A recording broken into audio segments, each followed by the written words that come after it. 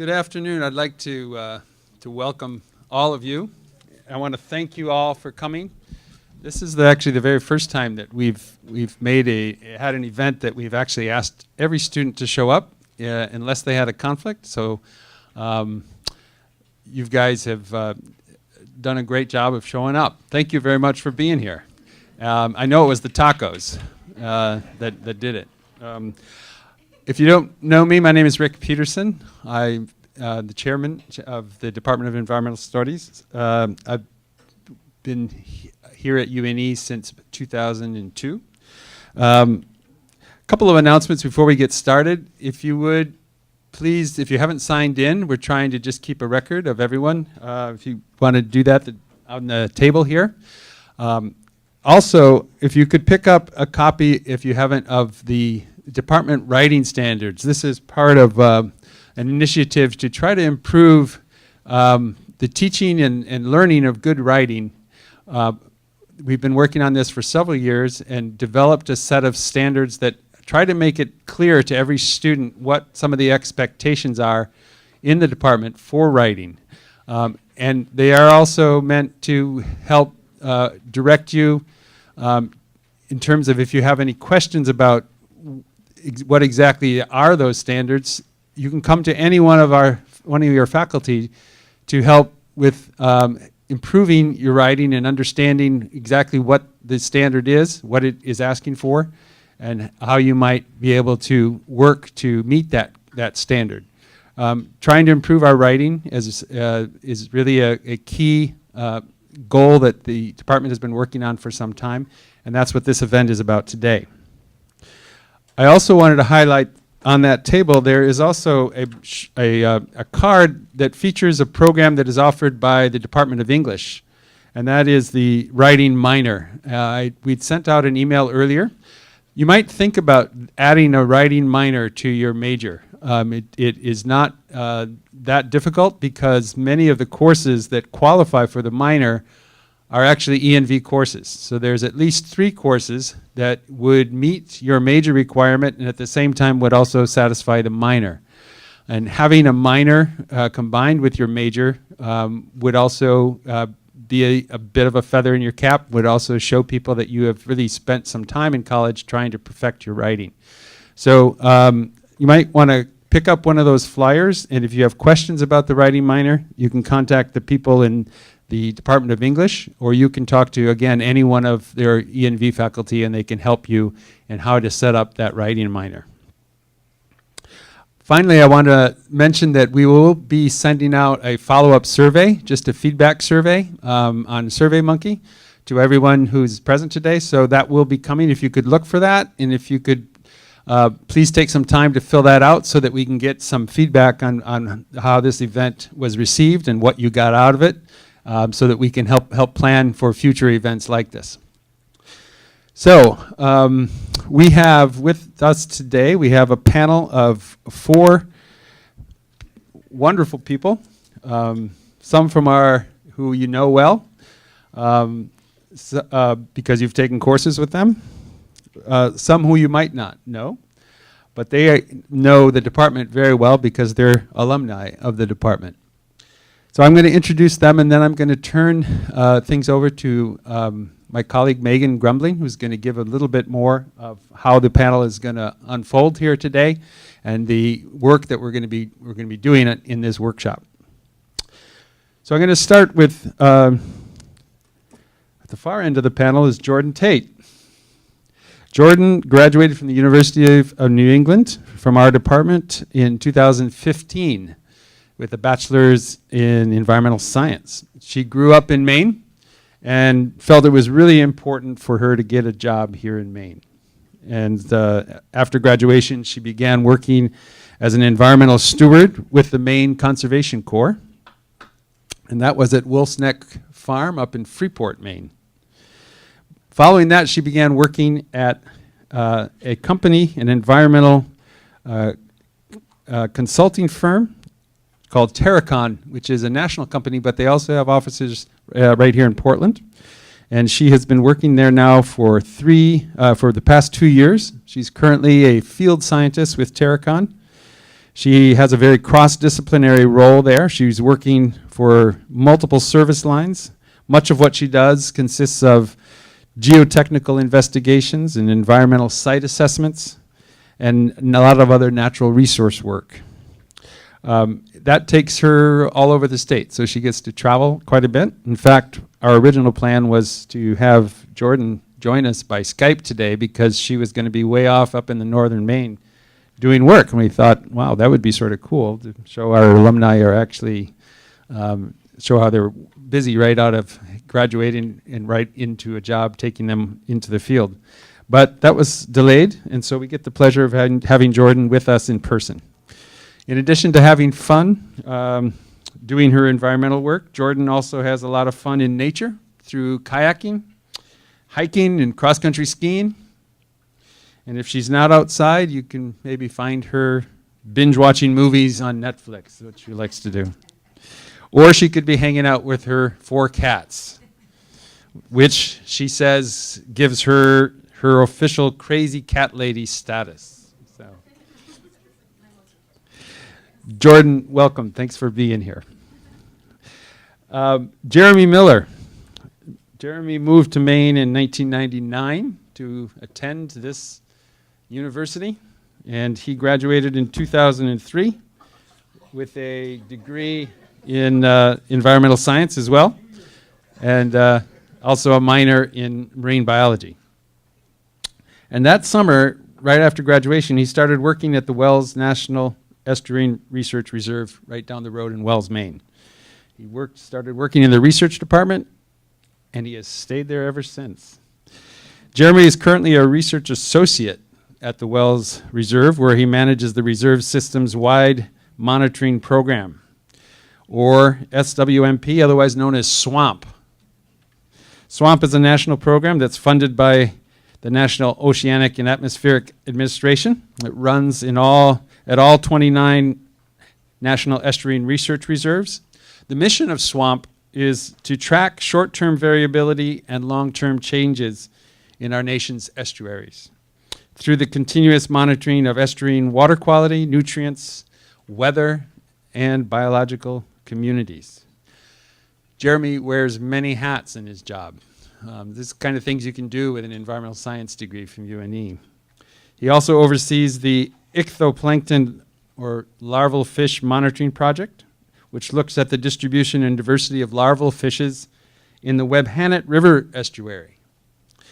He manages the research lab, and he assists with a number of projects and outreach efforts at the Wells Reserve. He's an active participant on the Marine Invasive Species Work Group, and he also coordinates the Marine Invader Monitoring and Information Collaborative program here in Maine. If that's not enough, on top of all that, we're very fortunate to have Jeremy also help teach the Cons and Pres lab in the fall here at UNE. So Jeremy has stayed in Maine, and he now lives in the town of Buxton with his wife Sarah and his 2 children, Lucas and Camille. Jeremy, welcome. It's great to have you back. Yeah. Pam Morgan and Owen Grumbling. Our other panelists, they're people whom all of you know. Some of you know quite well. So I don't need to add much more other than to say that they are 2 of the finest colleagues that I could ever hope to work with. In East Africa, there is a Kiswahili term called Guzo. And Guzo literally means the center pole that holds up the roof that adorns the mud and wattle round houses found throughout the region. Without the Guzo, the house would fall down. The term has also come to be used for people who hold up the family, or hold up the organization, or hold up the institution they belong to. I think Pam and Owen are in many ways the Nguzo Mama and the Nguzo Baba of the Department of Environmental Studies. Let's give them a big round of applause.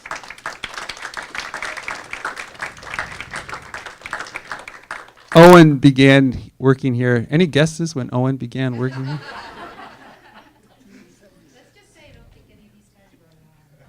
Yeah, I know that is true for a fact. Owen began working here in 1976. He just got an award for 40 years of service to UNE. And Pam started teaching here in 1988. They've played a big part in making the department what it is today. An interdisciplinary, active learning community of students and teachers passionately engaged in the pursuit of what it means to live well on the earth and of how to put that meaning into practice in very real places. So in addition to their numerous courses and the research that they do here at UNE, each of them is also deeply involved in walking their talk in their local communities. Pam serves on the board and is actively involved in educational programs at the Kennebunkport Land Trust. And Owen has served for many years with the Town of Wells Conservation Commission to conserve important ecological habitat and to keep southern Maine's green space free from development. So thank you, both of you, especially Pam, for coming out of sabbatical to join us today. All four of our panelists have joined us because they're kind and willing to take time, but also because they each have a lot of expertise and a lot of experience in the craft of writing. And they know how important good writing is for their work in the environmental field. And so they will be sharing a bit of what they have learned about that topic with us today. Please join me in giving all four of them together one more big round of applause and welcome. So I'm going to turn things over to Megan.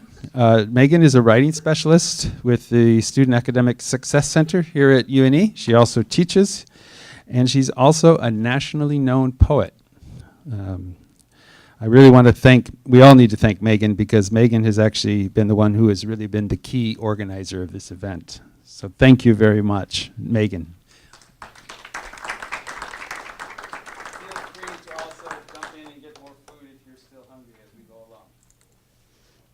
Hi, everybody, and thanks for being here.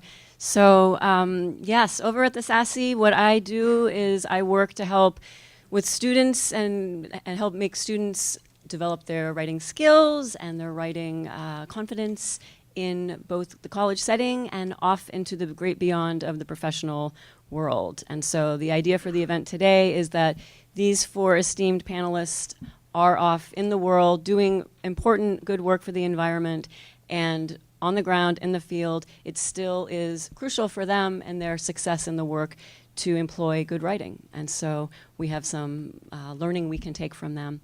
And so what we're going to hear from each of them is they're going to talk a little bit about a specific writing project that they've been working on recently. We're going to hear about what that process was like for them. How long did it take? How many drafts did they have to go through? That kind of thing. Did they have other readers or editors that helped them along, and what was that like? We're going to hear about what writing skills they found most useful in pulling this off and making their writing and thus their work successful, and what challenges they encountered and how they overcame those challenges as they wrote. And then finally, they're going to offer some suggestions for those of you who are looking to go on into the field, working in environmental professions and doing the good work that I'm sure you're all looking to do. So with this, I will turn it over to our first panelist, Pam Morgan.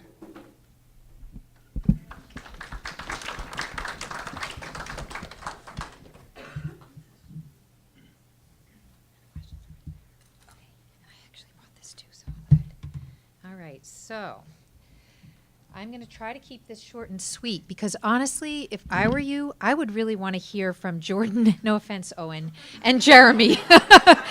Because they're the ones who are out there, more recent graduates, doing what I think you all are hoping to be doing something, similar in the near future. So Owen and I have been at this for a long time, and I think we can offer for sure some input to you, but I think I'll make it brief. And Megan, you said there was a slide. Can you pop up my slide?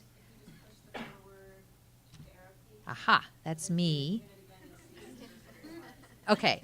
So Megan asked us to come up with a project that we could talk to you guys about in terms of our writing. And so I was thinking of a few different things, and I wanted to talk about the Saco River project, which many of you have heard us talk about before. Really, I guess I would say over the past however many years, there's been three kinds of writing projects that I've primarily been involved in. The first is writing scientific articles for publication, peer-reviewed articles. And I'll be honest with you, that's my least favorite kind of writing. As many of you experience in your classes, in Cons and Pres and in other classes with us, it's a challenging task to do that kind of writing. And when you're doing it for a peer-reviewed journal, it's even more so. But I don't know how many of you will actually go on to do that in your careers. So I thought, if you have questions about that, come and talk to us, because all of us in the department are engaged in that kind of writing, and we'd be happy to help you if you have questions. But I thought might be more interesting to talk about something that might be more related to what you all may find yourselves doing in the future. So the Saco River Project, some of you are first-year students, may not know about it.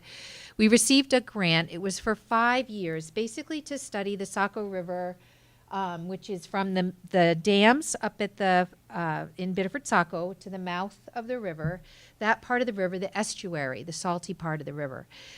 And so in this project, I had to write a proposal to get the grant. I actually had to write proposals every year for 5 years because it was ongoing.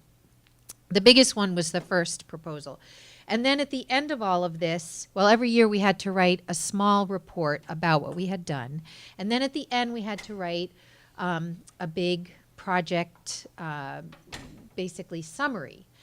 So I was going to talk about the actual grant that I wrote to help any of you who are going to be out there, no matter what you're doing, environmental science, environmental studies, sustainability, you're going to probably find yourselves having to write proposals to get money. But then I heard Jeremy's going to talk about that. So instead, I'm going to talk a little bit about the project, the final report, okay, and give you guys a little sense of that. So I gave Megan a couple of slides just to highlight some things about writing. And I'll look at those quickly, and then I'll answer the questions that she asked us to talk about. This actually is just a screenshot off my computer of a couple of folders around a writing project for a peer-reviewed article. So you can see at the top, it's Phragmites' Michelle Slater paper. She was my grad student. And so we worked on a paper about Phragmites, which is an invasive plant. And I just wanted to quickly throw this up here to show you, if you look at the folders, working docs for first revision, then next folder, docs to submit the third time. So just to emphasize that with most of these projects, it's not like you write it once and you hand it in and you're done. Like there's a lot of revisions and revising, and this paper probably altogether, it took a good 7 or 8 months to revise and get it finally accepted after I put it in the first time. So just to give you a sense, it really does take a while. This I put in here, this is part of the Saco River project report at the end. So just a little bit of background. The report that we were writing was for the people in the local communities so they could find out what we learned about the Saco River estuary. So I wanted to be able to get this report written in a way so that someone who doesn't have a lot of science background could understand what we found. So it could be someone who just lives on the river. It could be someone who works for the city of Biddeford or Saco. Also someone who works, say, for the state of Maine, Department of Environmental Protection. They might want to read this report. All different kinds of people. So the report was broken down into chapters that related to the different things we looked at, the fish, the plants, also the people on the river, birds. Noah authored a chapter on birds. But the reason that I have this up here, this is about fish, this chapter, and I put it up here just to illustrate to you that a lot of editing goes on. So this was not a peer-reviewed report, but what we did was we were reviewers with sort of within our own group. So the fish chapter was written by folks at the Wells Reserve, who Jeremy works with, as well as people here in the marine biology department who worked on the fish part of the report. I, as an editor of the entire report, took all of the stuff that they put together and pretty much put together the final chapter for fish. But if you look at this, you see a lot of editing going on, and on the right-hand column are all the comments that the different editors make as we kind of pass this back and forth and try and work it through the process to get it to a point where people are going to understand what it is that we're talking about. So that's why I threw that one in there. And I think, Megan, you said you had a third one. Yeah, this is just, again, the actual grant that we applied for to do the Saco River project, and I'll come back to that in a minute. All right, so for the Saco River project report, quickly, the purpose of the report was to share our information with whoever might be interested in learning more about this part of the river. The form that it took, as I mentioned, it's a chapter report. It's a glossy hardcover report that we can share with you if you like, but it also is available on the internet. You can download the whole report or separate chapters. And the audience was very wide in the spectrum, and it wasn't really for scientists. It was for people who were not necessarily scientists, but who wanted to understand what we found out there. The writing process, I started this, we started this, I would say, like middle of the spring semester. During the summer, I spent a lot of time working on it. Probably 10 hours a week working on it, and finally the report was done and ready to go to the printer probably December. So a long process in doing this kind of writing. And the skills needed, writing skills needed, I would say a couple things. First, I've learned through my writing that it's really important to be succinct. Okay, sometimes I think what happens is you feel like you have a lot to say, and it's an important paper or report, and so you feel like if you say more, somehow it's going to help you get your ideas across. That's not always the case. I think if you can write well and write succinctly, carve it down and really say what you want to say, that is a super important thing to be able to do, and that I've had to learn over the years because I used to be quite verbose, and now I got to learn to be more succinct. And along with that, I would say clarity. Again, just say what you want to say. Don't try and be flowery. Don't try and sound intellectual. None of that stuff really helps. Just say what you want to say. I have found that that's been an important thing that I've learned over the years in writing. And finally, I would just say planning. It's not really a skill like grammar or punctuation or whatever, but planning. Some of these big writing projects, you have to plan months in advance, and you can't leave them till the night before. You guys have a big term paper due at the end of the semester. I know people always say, don't leave it till the night before. It's true. In real life, you cannot do that. You have to plan ahead and break it into pieces. So that's succinct, being succinct, clear, and planning ahead. And then quickly, challenges, I would say for me, for this report, the biggest challenge was connecting scientific information to a non-scientific audience, and being able to write. You don't want to, dumbing down is definitely not what you're doing. You're trying to use terminology and talk in a way that people are going to understand what you're saying without using a lot of jargon. So it's still pretty high level stuff, but the biggest challenge is making it understandable to people who aren't scientists. And so I actually had my husband read it. He's a landscape architect. And he gave me some really good feedback. He's like, you keep using this word, but you never tell us what it is. So I think for me, that was probably the biggest challenge. And finally, for you guys, in terms of suggestions, I would just say, when you have a writing project, whatever it is, carefully read what the person you're writing this for is looking for, or whoever it is. So if you're writing a grant proposal, look and see exactly what they want you to include. If you're writing a term paper, look and see exactly what they want in there and use that information to guide your writing. Respond to what they want. If you write what they don't want to hear, it's not going to help you. So I guess suggestions wise, I would say that. And the other suggestion I would say is try not to take criticism personally. One of the hardest things for me, especially with peer-reviewed writing, is getting the peer reviews back. One of my papers had 4 pages long of point by point by point by point things that were wrong with my paper and that I needed to change. 4 pages. And you read it the first time and you feel sick. At least I do. I feel sick. Like, this is crap. I am not going to work on this anymore. This is obviously not even worth it. But they say, accept with revisions. And so they're like, okay, so they're going to accept it. I just need to do all this. So I usually put it away. I come back a week later when I'm a little more calm. And when I read it the second time, it doesn't sound so bad and overwhelming.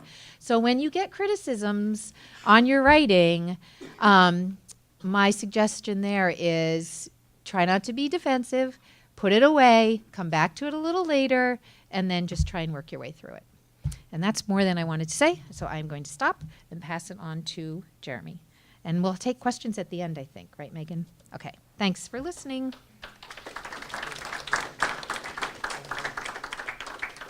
I should put you up there.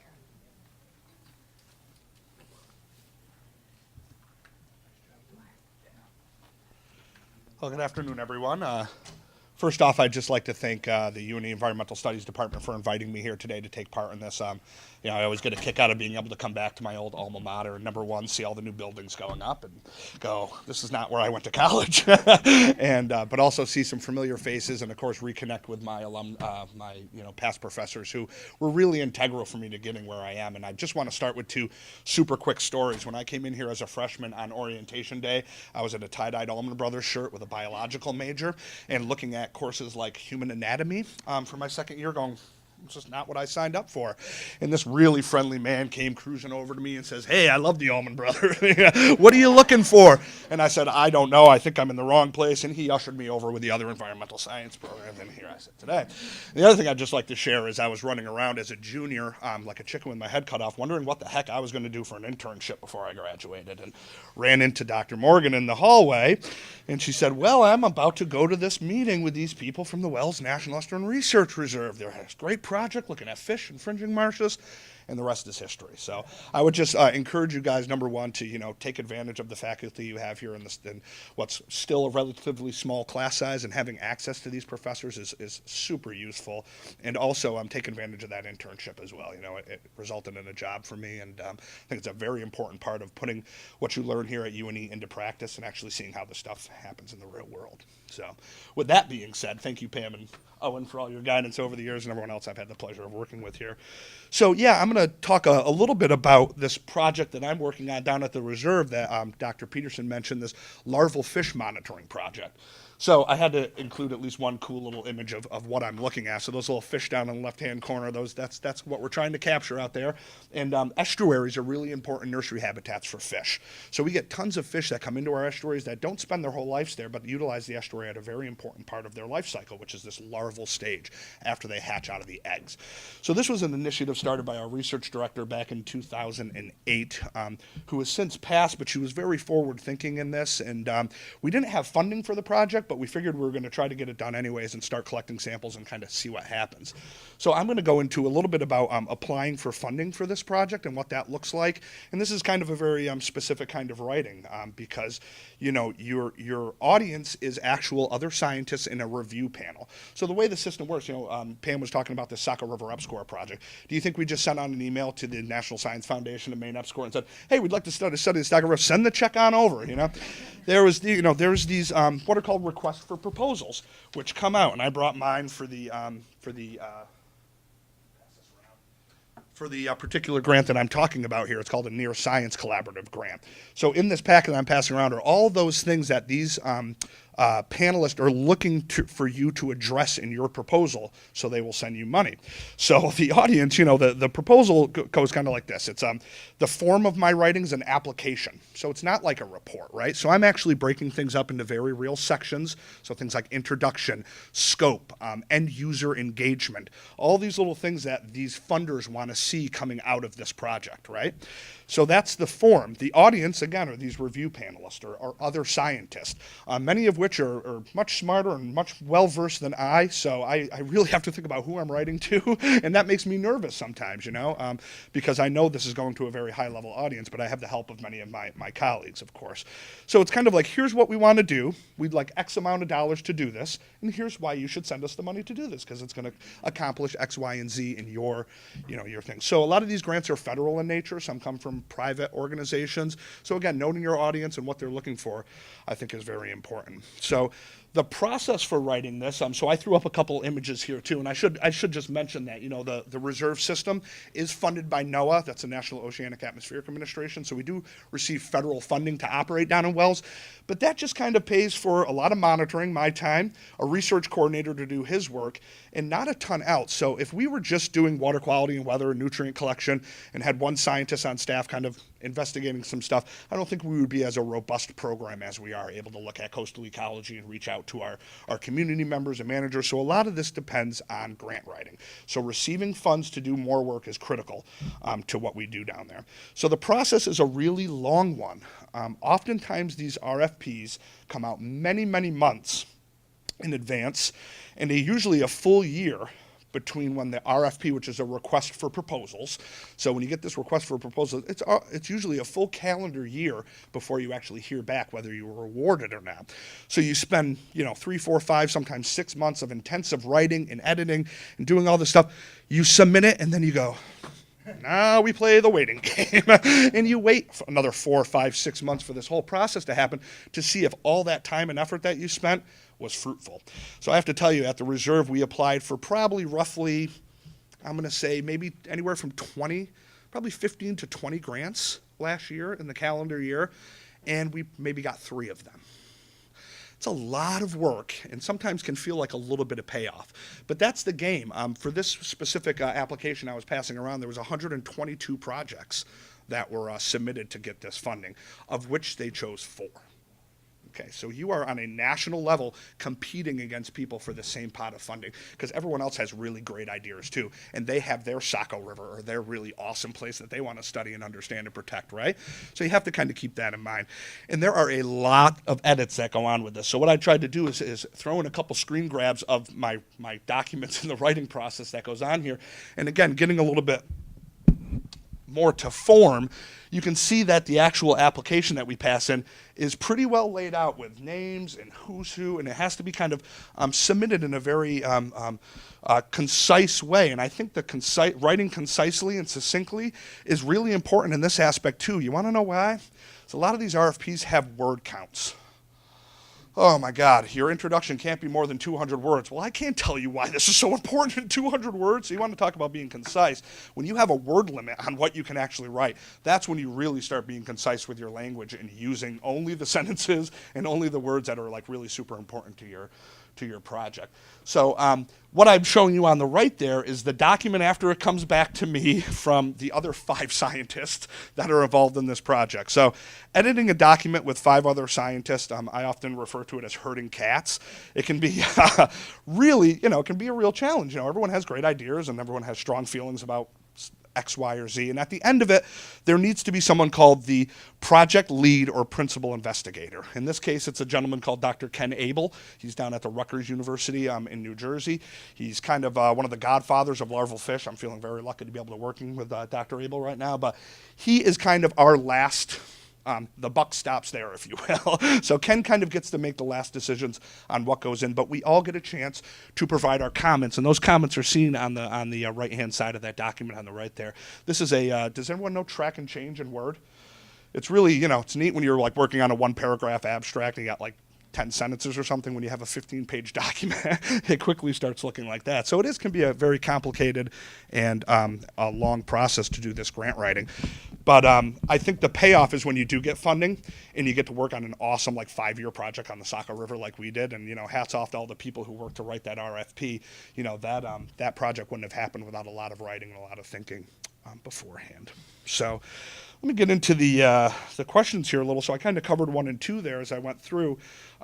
So writing skills. I think one of the skills that I've been effective with is kind of wordsmithing, and trying to rephrase things so that they are concise and kind of shortening things up a little bit, which is kind of funny for me because I've been known to be a bit of a rambler myself. So to be able to take my writing and make that concise is actually a good skill to have. And also, always, I'll come back to this a lot, is remembering who your audience is, and who you're writing to.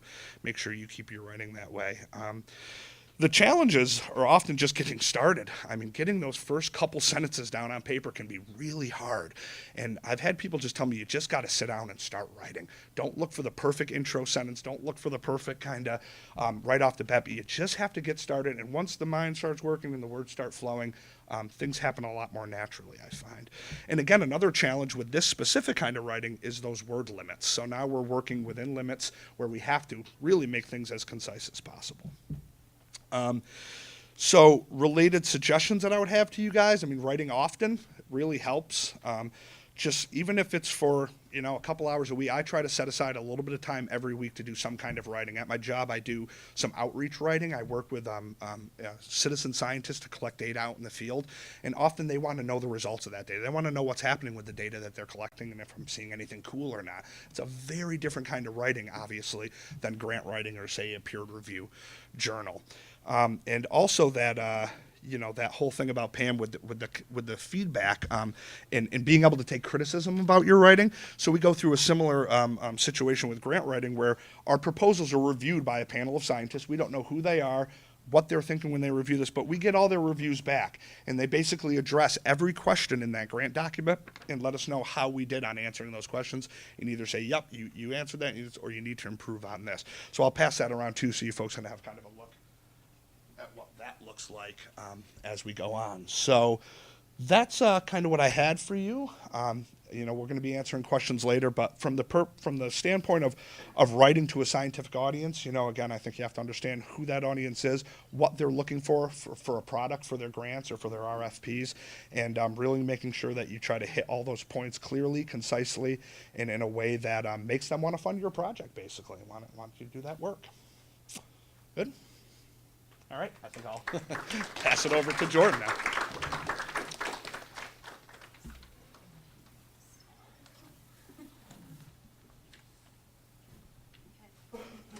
going to go ahead and pass these out prior to getting started. I just hit the arrow. Oh, that's me. Okay. You can tell who's the short person in the room. All right, so what I just passed around was an example of a report that I write pretty frequently. It's called a Phase 1 Environmental Site Assessment, and this slide is just an example of the executive summary. So a little bit about these site assessments. I'm a consultant, so I work similarly. We try and find requests for proposals, and we're working for clients. My work happens on a much faster time frame. These site assessments are essentially when, say, a developer wants to purchase a commercial property. The bank says you have to go and do your background research to make sure that there's no hidden secrets you're going to run into down the road. So once we get the go-ahead and the signed contract, we typically have 15 business days to visit the site, write the draft report, send it to my project manager, who edits it, and then they send it to a project reviewer. So it's a very, very short timeline. So this is a redacted version. The blacked out part is just what our client is. It's not my intellectual property, so that's why I did that. The writing process for me has been very interesting. I started out slow. I would go and do the site reconnaissance, the site visit. I go and I take pictures. I visit the town halls. We do state and federal research in databases. And I started out doing just the site observation section, and I've slowly worked my way up to drafting full reports.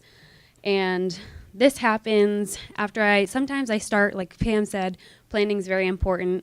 I might have 2 or 3 site visits going on at the same time. So I'll start a report as soon as I can with some database information. I'll visit the site, start drafting. These are really tricky. I had never seen a technical report or worked on one, prior to graduation, so they were very new to me. Obviously, you can see in the example, we have our own company format. So learning how to express what I'm trying to say in such a, formatted way was a challenge for me, meaning that I had to be very clear in my word choice. I had to be very clear in what my interpretation was from what other previous reports have said. So those skills of word choice and structuring my paragraphs to say what I thought about the site versus someone else are really the skills that I had to learn how to use and apply from what I've done before. I know that many of you will or have already been writing lab reports, and those are very technical in their own way.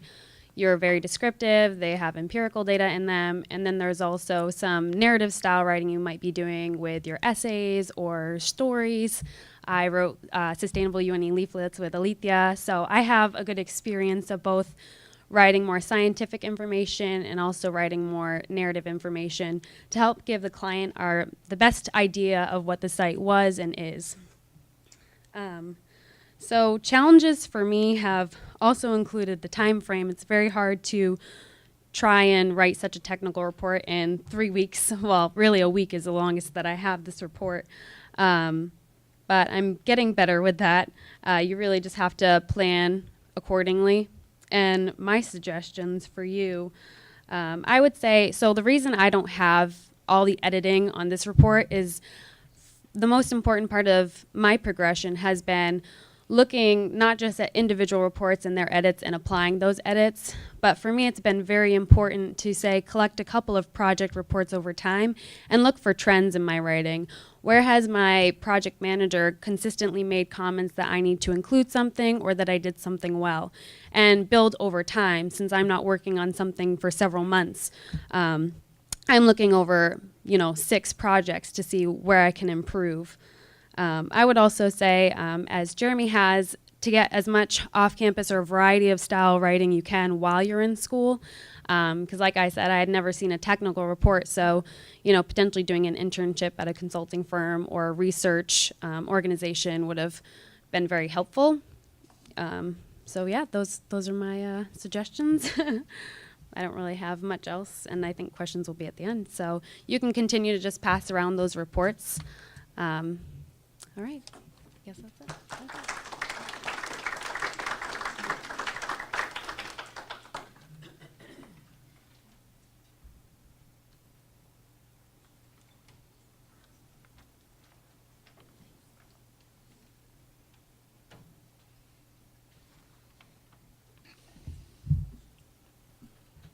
Well, hi, everybody. Thanks for coming. And I would like to thank again Jordan and Jeremy. When we asked Jordan and Jeremy to come, get out of their job, come here on a Friday and speak, their answer was just, they were really excited and grateful to be able to come back to UNE. So that makes me feel really good about our program and our community. It was a thrill for them to come back, so thank you for coming. Knowing that Jeremy was going to talk about grant proposals, I kind of passed over some grant proposals that I could show you. So I have a different kind of writing. This is environmental advocacy. I have here a case statement for a project to acquire a piece of property that's environmentally very significant for its wildlife habitat and its biodiversity. So it is called the Getchell Pasture Project.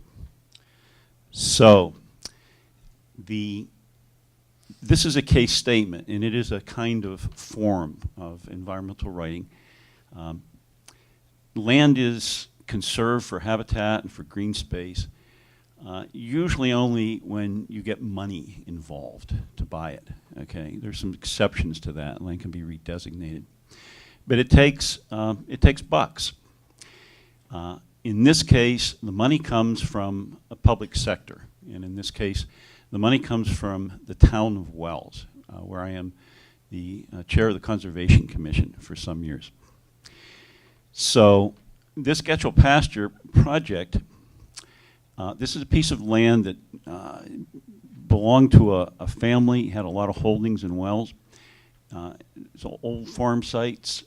We find old apple trees, cherry trees, all sorts of fruit, the vestiges of fruit trees.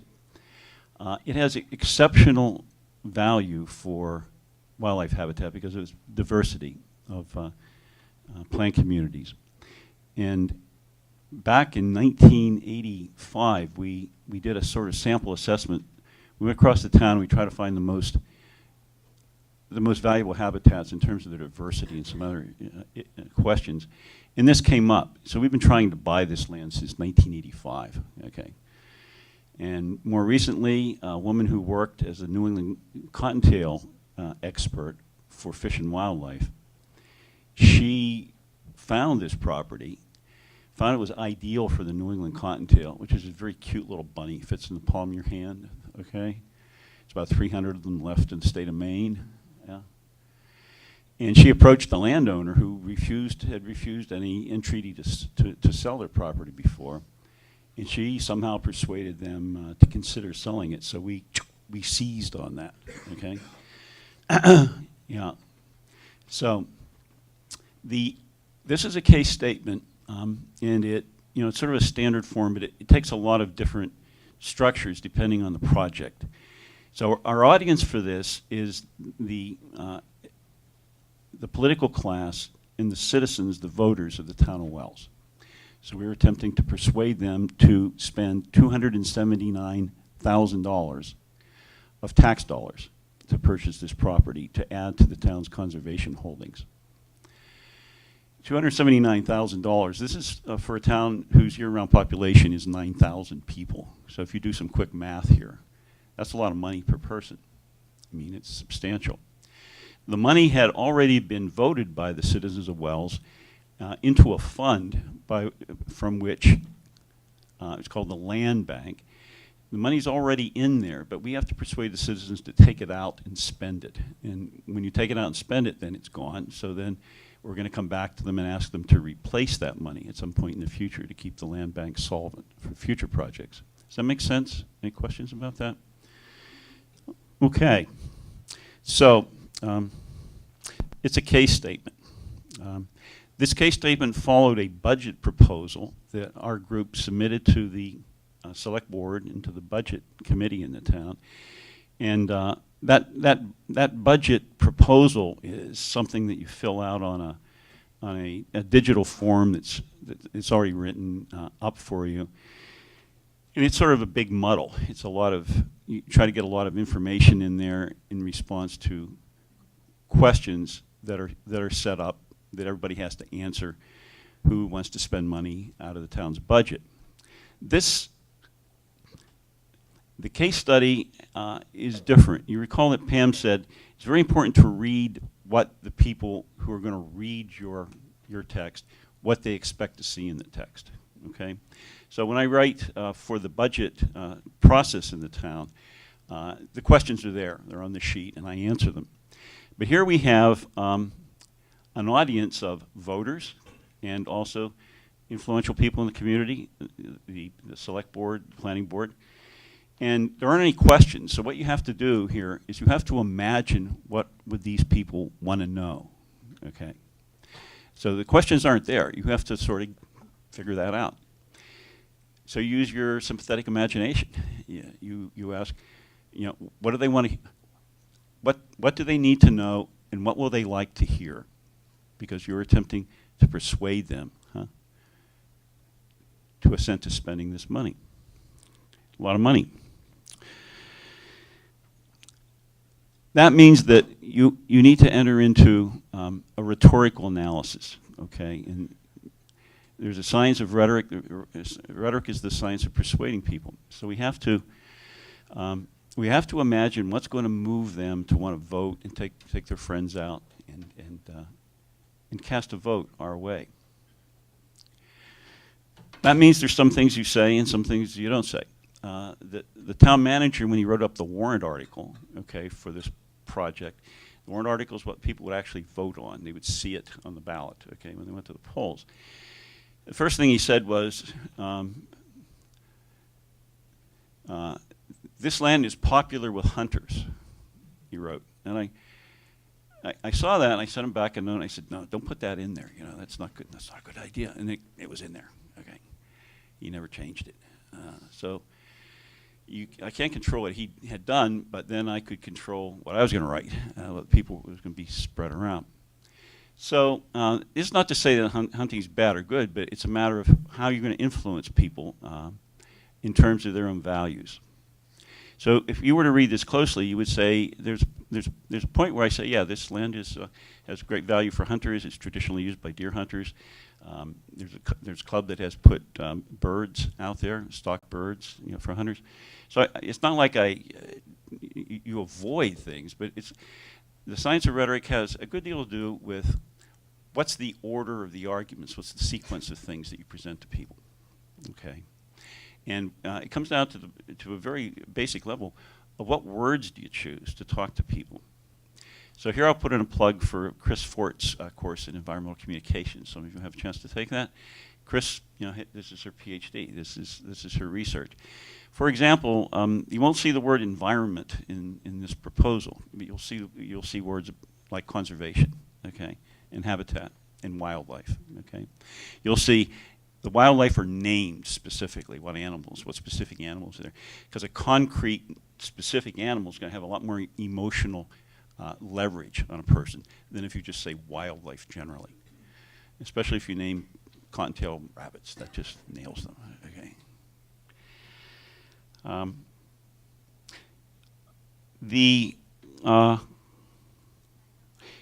You'll see if you look at the very end where it says cost, okay. I'll just read that for you, if you can't. It gives the cost, so you want to be very clear about that. You don't want somebody to come back at you later and say, well, you didn't say what this was really going to cost. But the way we end this, okay, it says the money will come from the town's land bank, which currently holds a balance of $477,861. So what does that say? It says we're solvent. We can spend this money. It's there already, okay? And we go on to say, with 100,000 proposed to be added, okay, from Great Works Land Trust, which is assisting the town in this purchase, providing funding and technical assistance, and from other grants and private donations, including 4 gifts of $500 from individuals. So this is the note we end on. What does this tell the audience? It says that people, your neighbors who don't even want to be named, get credit for it, they've reached into their pocket and they've given substantial sums toward this project already. Okay, so that's a very big argument to say, well, we should take money from our common tax dollars, our common tax investment. So let me go on to some writing skills, and I'll combine that with suggestions for you for your future writing. The very best writing skill that it's taking me, like when I'm 68 years old, probably about 50 years to really learn well, is you got to get started. Okay, you just get started is what you have to do. Okay, and it's a big mistake to think that you can't get started until you have all the information at hand. Get that out of our heads. In grad school, I would postpone writing a chapter of my dissertation because I was waiting for one more article to come from England, in photocopy.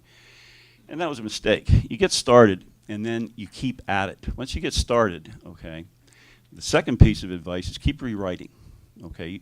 I think you saw from some of the other authors how many rewrites. The thing is, you can't rewrite till you get started. But once you get started, then you return to a document, okay?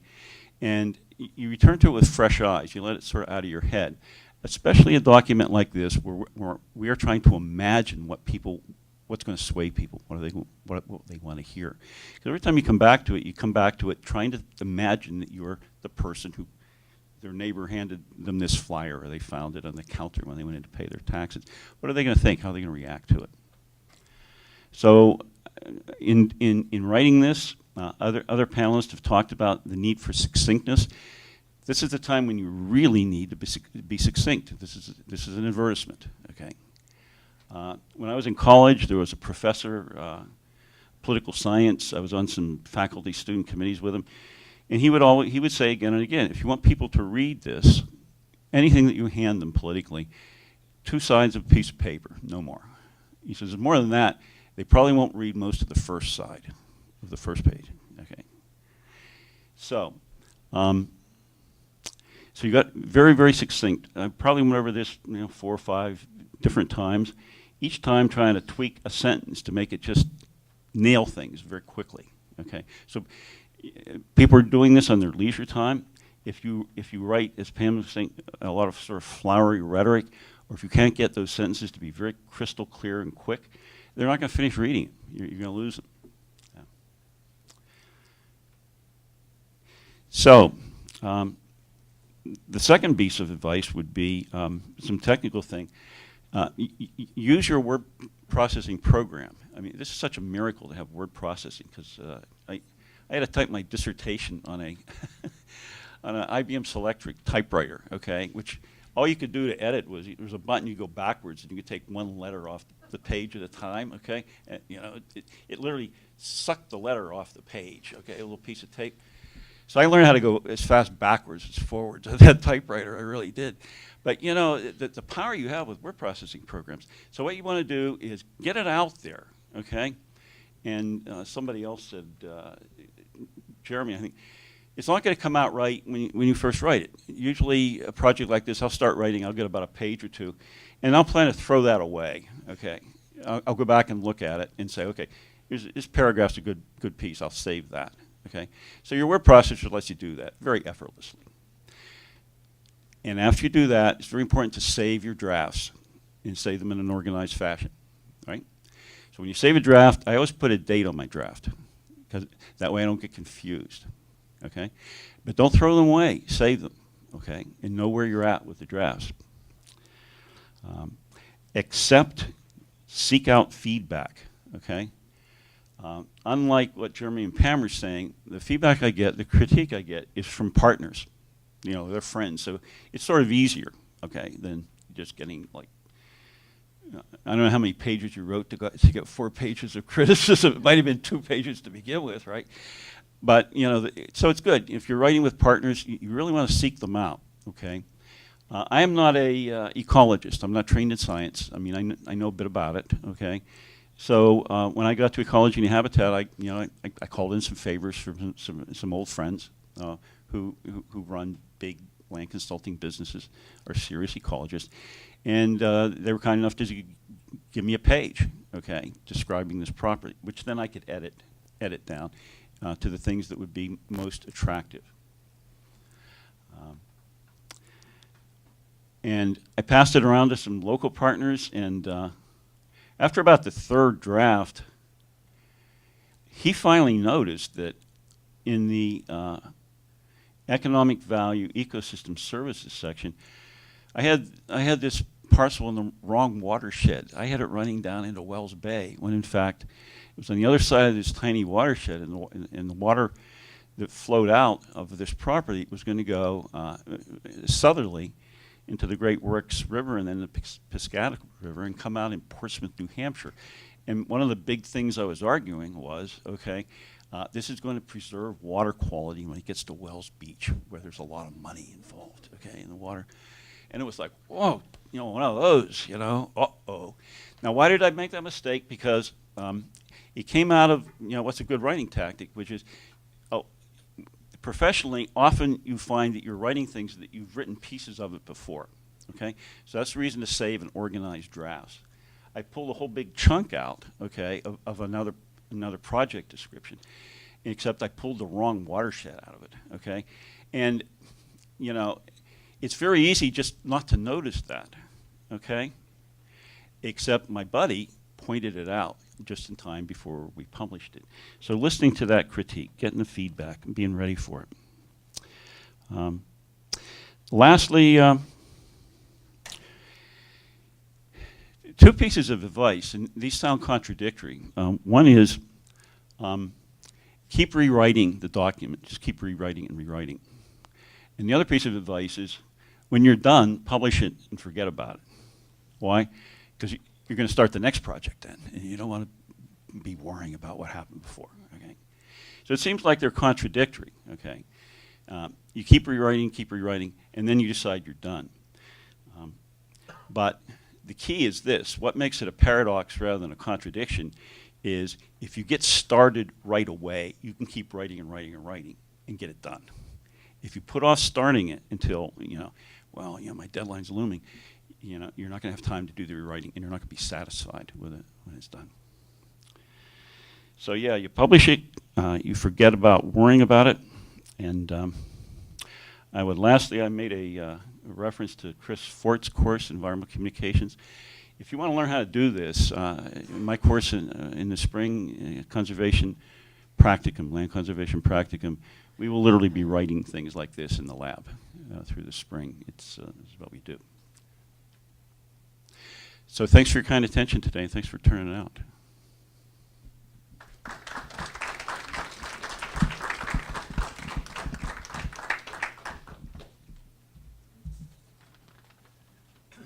So the panelists have all agreed to take some time to answer any questions that people have. And so this is a chance to ask anything about their presentations, but also any type of question that you might have in regard to the writing that you're starting to do, those of you who are first years. I'm sure they would be happy to give their response to that as well. So the way that this is going to work is that since we are recording this, you're going to have to speak into the microphone. So we'll be around with the microphone if anyone has any questions. So let's open it up for questions for any of the panelists that you might have.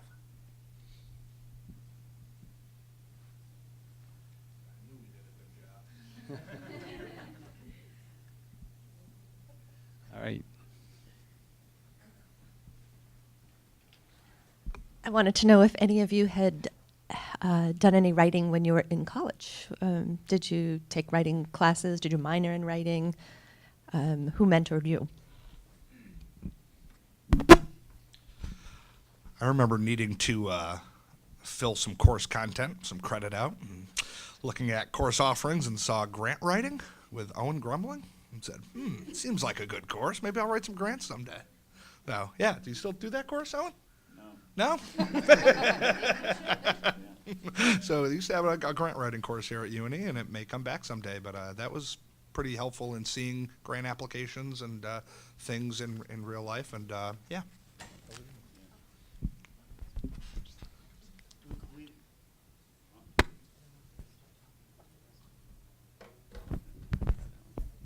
Yeah, we will do that in conservation preservation. There'll be a little workshop. That'll be one of the things we do. In fact, that might be a major project. I'm thinking more and more. Grant writing is very, very important. I just saw some data yesterday that the Harvard Forest and Agricultural Research Institute has noted that that every day in New England, 65 acres of woodland and farmland are transformed into developed land. Okay, and the report also noted that since the year 2008, funding for conservation has decreased by 50% across New England. So this means this is an acute need right now. It's an acute need. So I'm thinking, we should be doing some grant writing workshops. Yeah.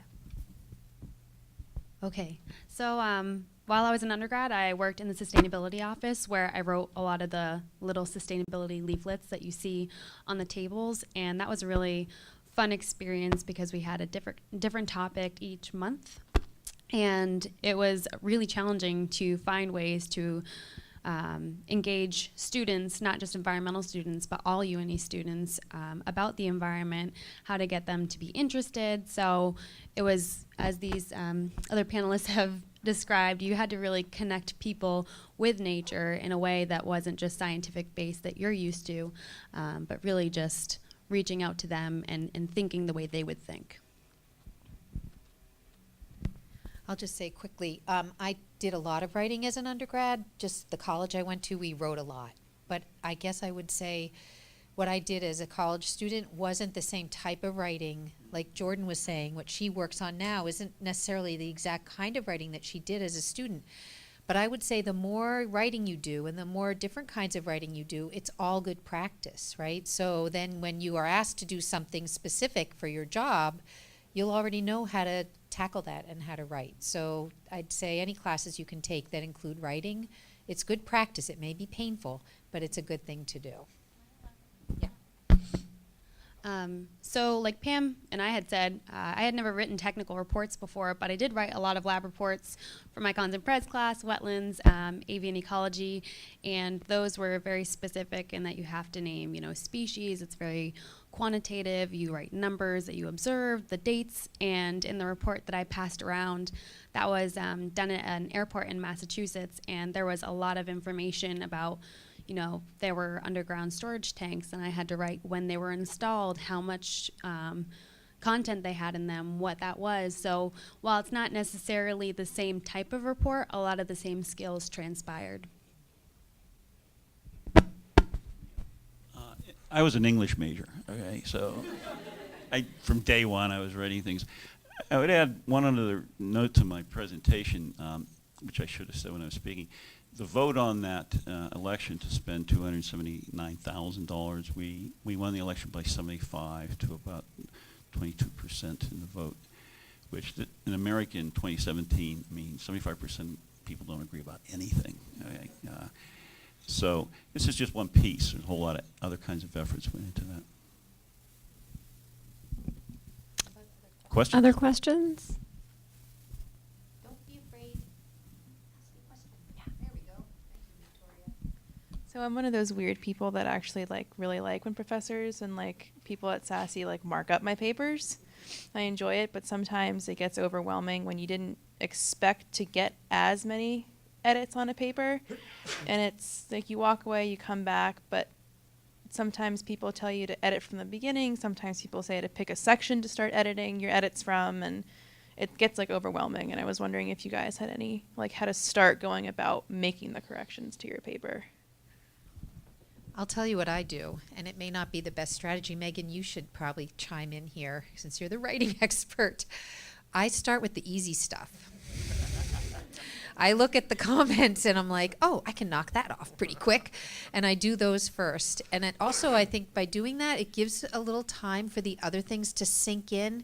And even when you're not working on it, you might be riding your bike or driving your car, it's churning a little bit in the back of your brain. And so then when you go back to really tackle those more challenging things, it's not as bad. I think if I started with the really tough stuff, I'd get pretty upset, frankly. So I start with the easy stuff.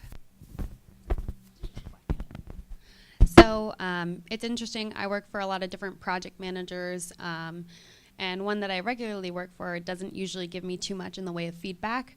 And I was working for a project manager in Connecticut on some gas station reports, and I thought I had done great. And I got quite a few markups on my reports that I had done, and she wanted me to make the edits, which wasn't usual for the project manager that I was working for.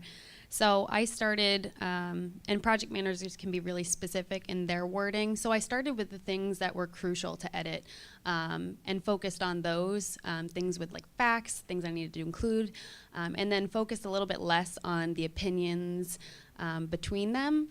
So I started on things that had to be in it, had to be changed. And then once I got through that, I kind of focused on the finer stuff that can vary and isn't necessarily fact, but opinion, I guess.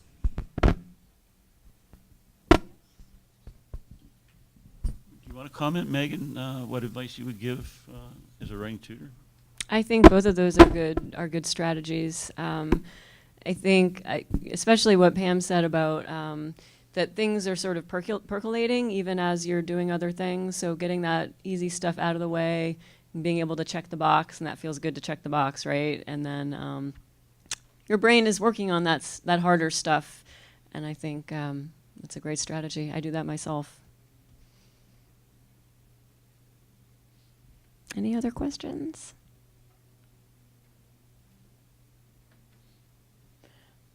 Oh.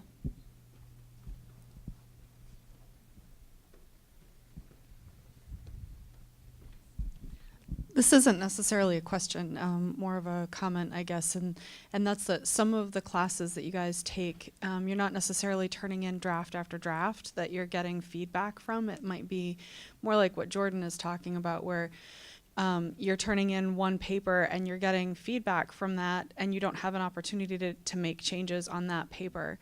And I can't impress upon folks enough to take the time to read the feedback, even though you feel like it's one and done on that time, but you can take that feedback and apply it to subsequent papers. And in that way, you'll really see improvement in your writing. So take the time to look at the feedback that your teachers and that they're taking the time to provide that feedback to you. So. And I wanted to add a little comment too. One of my experiences with a undergraduate student who wanted to do independent research over in the 363 acres on spotted turtles, I realized that in order to do that, he needed to apply for one of the shore grants. And in that case, many of you may be applying for those or may have in the past.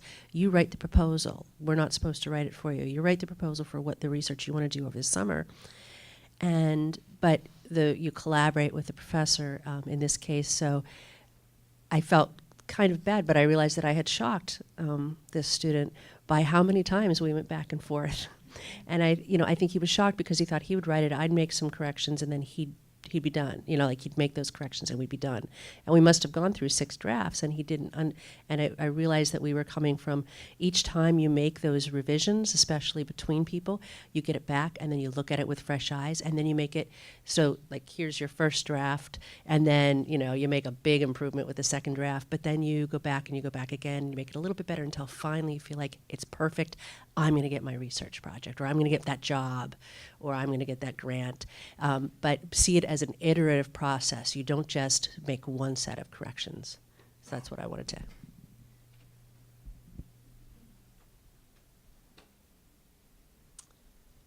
Are we allowed to ask questions? Of course. Yes, please. I might get in trouble for asking this actually. But I'm wondering if my fellow panelists, maybe Owen excluded, because I know he does, enjoys writing.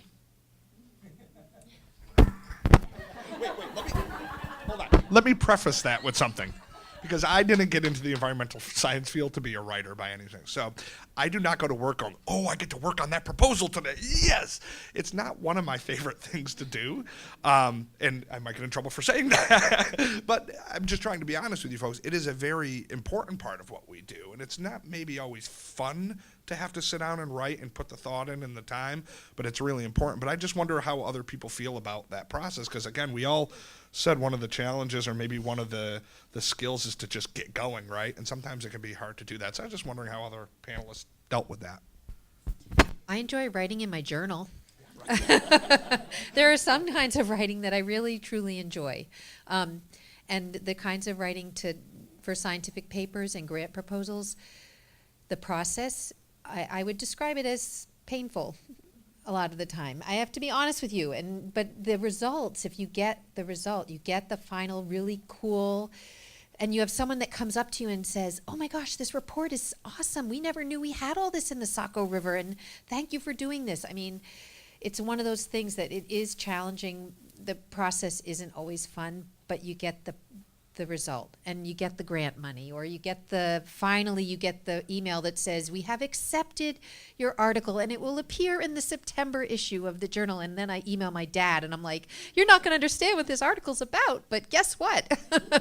I'm in another journal. So that's the good part. So I guess I would say, and you probably would agree, Jeremy, and Jordan may feel the same way, but I'll let her speak.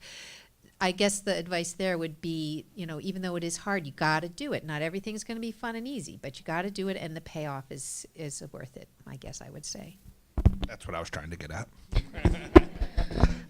So the report I handed around was really lengthy, and it was fun in the sense that I got to do a lot of research.